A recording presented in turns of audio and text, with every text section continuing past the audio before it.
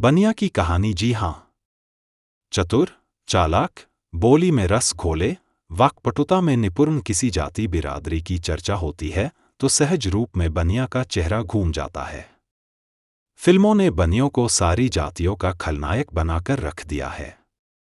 लोकोक्तियों में बनिया जाति पर अनगिनत कटाक्ष, कथा, कहानियां और मुहावरे मौजूद है, और हो भी क्यों नहीं। कमजोर की बहू गांव भर के भौजाई लगती हैं। यदि किसी से जाति की बात कर दे तो अपनी जातीय प्रशंसा के कसीदे पढ़ने लगता है, जैसे गर्व से कहो हम ब्राह्मण, क्षत्रिय आदि है। भले ही वेद का एक श्लोक न जानने वाला ब्राह्मण होने का दावा बड़ा गर्व से करता है। कभी जीवन में तलवार नहीं उठाने वाला क्षत्रिय होने का दंभ या गर्व करता है। वही जातिगत कर्म से कोसों दूर बनिया की जाति पर कटाक्ष, व्यज्ञ की अनगिनत किस्सा कहानियों से इस जाति के मनोबल को गिराया गया या दर्शाया जाता है। में लिखा है, मन बढ़िया वणिज न छोड़े, जन्म जन्म का मारा बढ़िया आजू पूरा न तौले।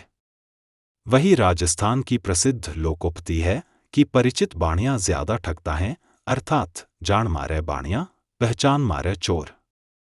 वही बनियों को धन का लोभी, कंजूस, मक्खीचूस की उपमाओं से समाज के मध्य छवि दर्शाकर पूरी कौम का उपहास उड़ाने में कोई कोर कसर नहीं छोड़ा गया है। आमा, नींबू, बाणिया चापे रस देवे, कायस्थ, कौआ, कनकटा बामण मुर्दा से लेवे। जबकि देश में दानशीलता में यह वर्ग सर्वाधिक अग्रणी रहा है। धर्म कर्म में यह जाति वर्ग हमेशा आगे रहा है। इस पर भी राजस्थान में यह किस्सा अक्सर सुनाया जाता है कि बाणियों खाट में तो बामण ठाठ में, बणियों ठाठ में तो बामण खाट में। अर्थात बनिया बीमार है तो ब्राह्मण ग्रह दशा, दान पुण्य का धौस देकर ठाठ में जीवन बसर करता है। वही इसके ठीक विपरीत बनिया ठाठ में जीवन बसर कर रहा है तो ब्राह्मणों की दशा दयनीय बन जाती है। इसके ठीक विपरीत सर्व समाज के लिए इस वर्ग की भूमिका अहम रहा है। यह सदैव पालक के रूप में कार्य करते रहा है और समाज से जुड़ा हुआ वर्ग है। देश में लगभग आधा से ज्यादा धार्मिक सराय, धर्मशाला, प्याऊ आदि के निर्माता या दानकर्ता यही वर्ग रहा है। उसके बावजूद भी इसे वह सम्मान नहीं प्राप्त है। इसका मुख्य कारण सदियों से यह वर्ग समाज का शांतिप्रिय, समरसता, प्रेम भाव का पोषक वर्ग रहा है। बनिया एक कार्यात्मक शब्द है जिसका प्रयोग बैंकरों, साहूकारों और अनाज, घी, किराने का सामान और मसालों के व्यापारियों के लिए किया जाता है। वानिया या बनिया नाम संस्कृत शब्द वणिज, एक व्यापारी, से लिया गया है।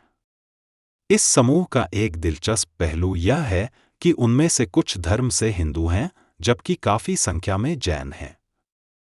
बनिया पूरे भारत में कस्बों और गांवों में पाए जाते हैं, जिनकी बड़ी संख्या महाराष्ट्र, गुजरात, राजस्थान, पश्चिम बंगाल और मध्य प्रदेश में है।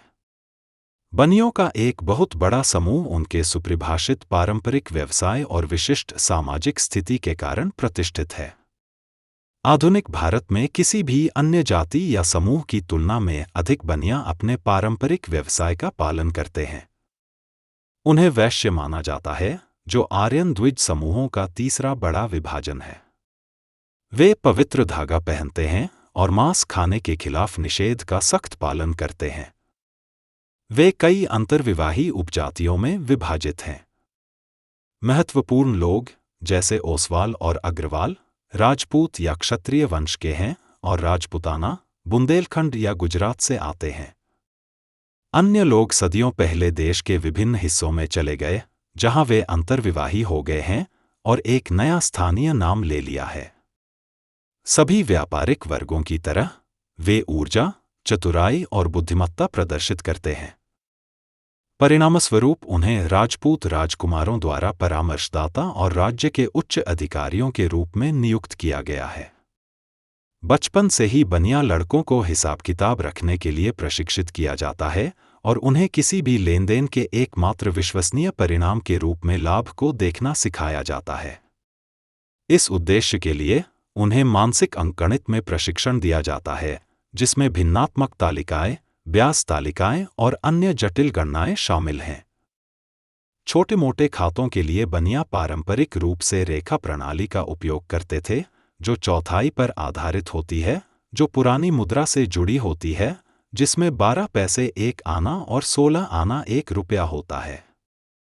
वे उत्कृष्ट पूंजीपति हैं और अपने व्यापारिक करियर की शुरुआत में भी वे कड़ी मेहनत के बल पर अपनी इन्वेंट्री को बहुत उच्च दर पर बदलने में सक्षम हैं। उनका करियर ऐसी कहावतों में परिलक्षित होता है, जैसे वह 1 लोटा पानी का बर्तन लेकर आता है और 1 लाख लेकर वापस जाता है, और अगर एक बनिया को 1 रुपया मिलता है तो उसे 8 रुपये प्रति माह की आय होगी। अगर आपको हमारी ये वीडियो अच्छी लगी हो तो इस वीडियो को लाइक कीजिए, कमेंट कीजिए और हमारा चैनल सब्सक्राइब करना ना भूले।